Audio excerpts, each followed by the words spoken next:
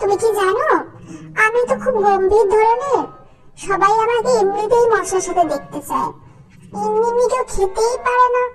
একটু ঝাল মশলা না হলে না আমার সবজিটা ঠিক জমে ওঠে না, বুঝেছো? তুমি তো আসলে মশলা ছাড়া চলতেই পারো না, কিন্তু আমাকে দেখো, খোলামেলা সোজাসুজি সব খাবারের সাথে সহজেই মিশে যায়। আর তুমিও তো সেদিন রেঁধে ফেললে, আমার সাথে মিশে গিয়ে দারুণ হয়ে গেছে। সেটাকে তুমি টের পেয়েছো বেগুন? সে তুমি যাই বলো না কেন, সবাই কিন্তু আমাকে ভীষণ পছন্দ করে, এটা তো মানতেই হবে। তারপর দেখো, আমি যখন আমার সেই বেগুনি বানিয়ে খাই, বিয়ে বাড়ি বলে যে কোনো জায়গায়, আমার কিন্তু বেগুনি আর ডাল কিন্তু সেই লাগে। তুমি যতই বলো না কেন, আলু ভাজা ডালও মানুষ খায়, কিন্তু বেগুনি যখন সোনালি রঙের ভাজা হয় তখন কিন্তু টপার টপ করে লোকজন খেয়ে নেয়। হ্যাঁ, একটু মশলাদার হয়, তবে জিনিসটা ভালোই লাগে খেতে। আর সন্ধ্যেবেলা আলুর চপের থেকে কিন্তু বেগুনিটা বেশি লোকজন ভালোবাসে, মুড়ি দিয়ে খেতে।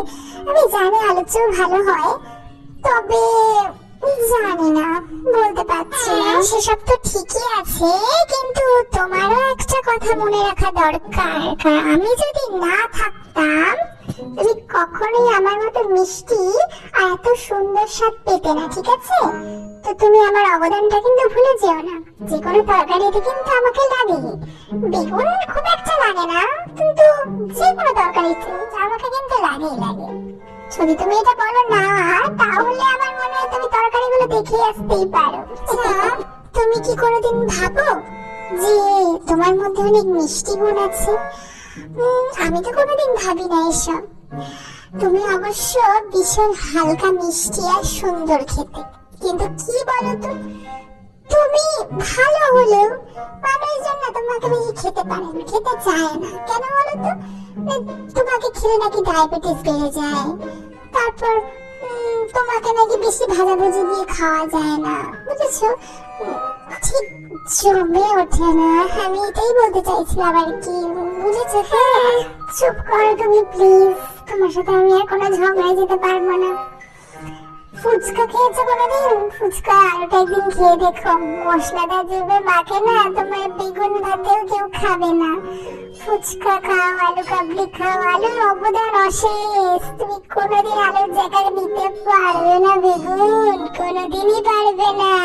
নিতে গেলে তোমাকে আলুদের দলে আসতে হবে, আলুই হতে হবে, বুঝেছো? তা ঠিক, কিন্তু আমার শরীরটা এত নরম আর স্লিম না, সহজেই ছিঁড়ে যায়। তুমি দেখো তো, তুমি কত শক্ত আর মোটা, সেই জন্য তো তুমি কত সময় টিকে থাকো। আর আমাকে তো একটু টান মারলে আমার বোটা ছিঁড়ে হাতে চলে আসে, বুঝেছো তো? তাহলে তুমি ভেবে দেখো তুমি কতটা স্ট্রং। থাক বাবা, আমি আর কিছু বলবো না, বললে তোমার বেগুন আবার বেগুন পোড়ার মতো ফোসকা পড়ে যাবে। দেখো আলো, আমি কিন্তু তোমাকে অপমান করে কোনো কথা বলছি না, তুমি কিন্তু আমাকে অপমান করছো। বেগুন পোড়া কেন বললে? বেগুন পোড়াও তো মানুষ খায় নাকি? তোমাকে তো হাতে ভাতে দিয়ে খায়, আলু সেদ্ধ ভাতে খায়, ওনাকে তো পুড়িয়েও খায়। তো তোমাকেও যেমন পুড়িয়ে খায় আমাকেও খায়, তাও বলে তুমি আমাকে বেগুন পোড়া বলবে? এটা কিন্তু একদম সহ্য করবো না আমি, বুঝেছো? হ্যাঁ, সেসব তো ঠিকই আছে, কিন্তু তোমারও একটা কথা মনে রাখা দরকার। আমি যদি না থাকতাম, তুমি কখনোই আমার মতো মিষ্টি আর এত সুন্দর স্বাদ পেতে না, ঠিক আছে? তো তুমি আমার অবদানটা কিন্তু ভুলে যেও না। যে কোনো তরকারিতে কিন্তু আমাকে লাগে।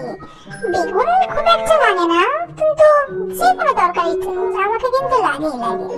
যদি তুমি এটা বলো না, তাহলে আমার মনে হয় তুমি তরকারিগুলো দেখে আসতেই পারো। সেটাও ঠিক, যদিও আমি তোমার সাথে ঝগড়া করে উঠতে পারবো না, কারণ সত্যিই তোমার অবদান সেরা, আর সত্যিই তুমি খুবই সুস্বাদু আর মশলাদার। আচ্ছা, যদি আমরা একসাথে থেকে সমস্ত রান্নাগুলো মিলেমিশে করি, তাহলে তো রান্নাটা আরো সুন্দর হবে, বলো? ছাড়ো না এসব ঝগড়াঝাটি, একসাথে চলো রান্না করি, খুব মজাদার হবে রান্নাটা। হ্যাঁ হ্যাঁ, ঠিক বলেছো, ঠিক বলেছো। আর আমরা একসাথে থাকলে রান্নাঘরের সব তরকারি রাজা আমরা হবো, কি বলো, তাই না? হ্যাঁ, আমরা একসাথে স্বাদ এবং কিংবদন্তি, তাই না বলো? ভিডিওটা তোমাদের ভালো লেগেছে? ভালো যদি লেগে থাকে তাহলে আমাদের চ্যানেলটাকে একটু সাবস্ক্রাইব করে দাও তাড়াতাড়ি, আর ভিডিওটা একটু লাইক করে দাও প্লিজ।